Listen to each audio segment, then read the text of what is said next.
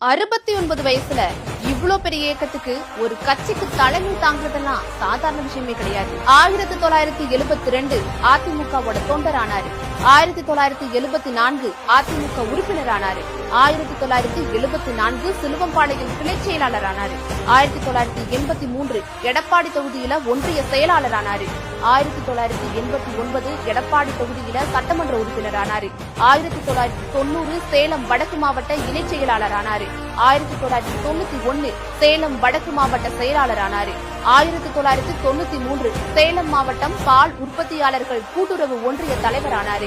1989 1991 2011 2016 4 முறை சட்டமன்ற உறுப்பினராக தேர்ந்தெடுக்கப்பட்டாரு.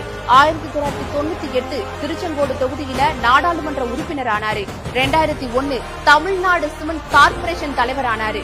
2006 அதிமுக கொள்கை பரப்பு செயலாளரானாரு.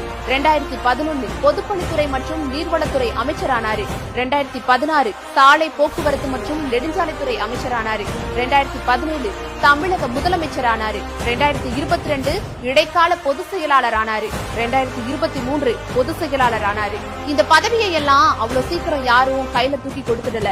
குடும்ப ஆட்சியிலிருந்து வராம ஒரு விவசாயியா கஷ்டப்பட்டு படிப்படியா முன்னேறி இன்னைக்கு தமிழ்நாட்டோட முதலமைச்சரா வரதெல்லாம் எவ்வளவு பெரிய சாதனை தெரியுமா?